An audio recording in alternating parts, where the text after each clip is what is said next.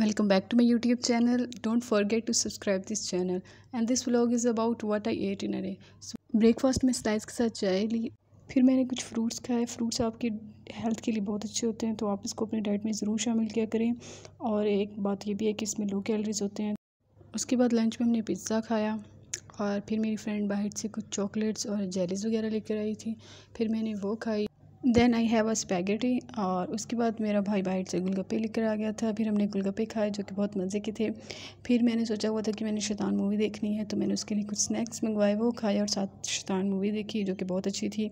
Highly recommended. It was not that kind of horror movie. आप अगर देखना चाहते हैं तो आप इसको देख सकते हैं, कोई ज़्यादा कोई हॉरर। फिर डिनर में हमने बिरयानी खाई जो कि बहुत मज़े की थी। And thank you so much for watching this video. Don't forget to subscribe this channel. अगर आपको इस तरह के और भी व्लॉग देखने हैं तो मेरे चैनल को ज़रूर सब्सक्राइब कीजिएगा।